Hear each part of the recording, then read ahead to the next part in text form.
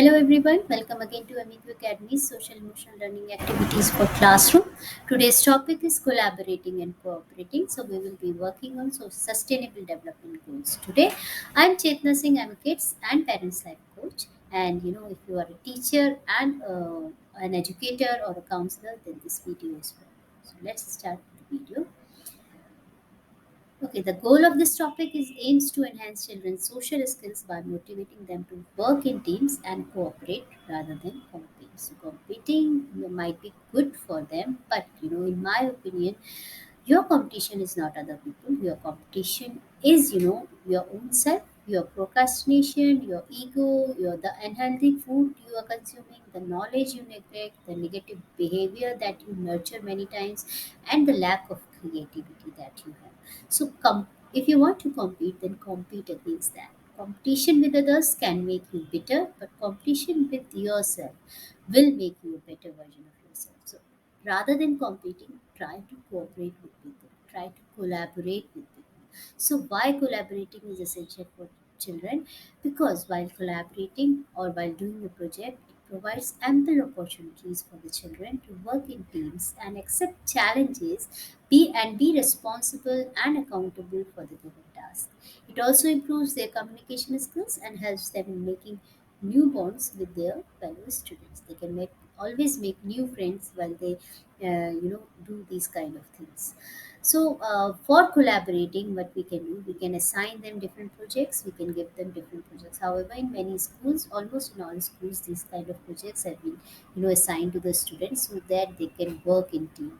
So before assigning any task to the children as a mentor, you should be well aware of the pros and cons of the task and always assign meaningful tasks or meaningful project. But it doesn't mean that you have to give projects related to their chapters and related to their lessons or their any subjects. But you can always give them project, some games projects, some fun activities, so that they can enjoy whole process and they can enjoy doing all those projects.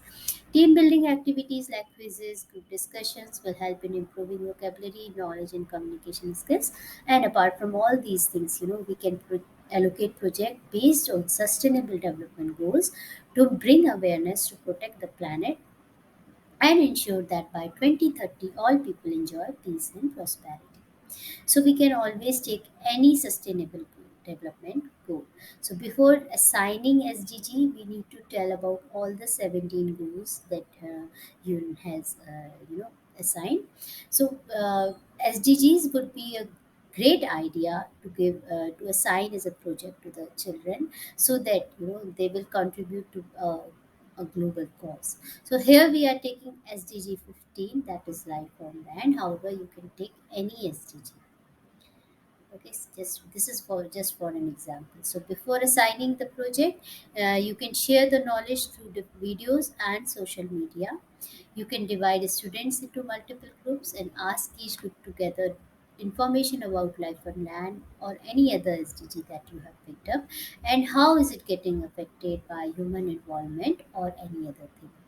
We need to motivate them to bring innovative ideas to protect, restore, and promote sustainable use of terrestrial ecosystems, sustainably manage forest, combat desertification, and halt and reverse land. So whatever topic you have chosen, you can ask children to collect all the information and brainstorm and bring some innovative ideas to work on that particular goal. Ask each group to execute the plan in their local area and click pictures to share on social media. So we need to, raise awareness for that in our local area also. And by clicking, pictures and sharing it to social media, it will reach to different people, different countries, and it will also motivate other children from, various part of the country or from the world to work on these SDGs. Let the students make presentations on PowerPoint or Canva. So whatever they have done on the ground level, they can make it. They can make a presentation for it, and again it can be shared on social media.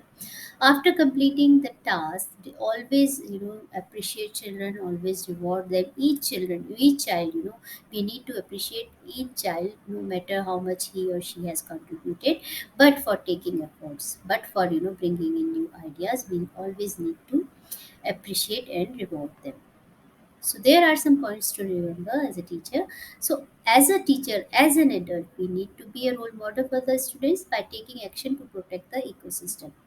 So what we are doing that at our home, we always can share this our story or whatever we do, to the children, so that they get motivated, so that they will know that okay, our teacher is also doing something for the ecosystem, something for the environment.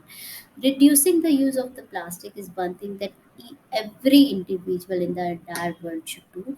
We should reduce the use of plastic, though eradicating the plastic from our homes is not possible. But what we can do, we can always collect all the plastic waste, and later on we can hand it over to those organization who are doing a lot by this, who are making different things out of plastic, who are recycling the plastic to make new things. So there are many, non-governmental organization and government organization also, who are collecting the waste, plastic waste. So we can do this thing, and we can tell our children also to start doing collecting plastic from their houses, and handing it over to such organizations. Cleaning the surroundings like parks, roads, schools, school premises, etc. So we can always do this as a project. Like we can gather a bunch of student, and we can start cleaning our parks, roads, and school premises, and also the outer area of our school. Composting is a good idea, and it can also move us to the zero waste. By composting all the kitchen waste, what we can do, we can make fertilizers for our plants.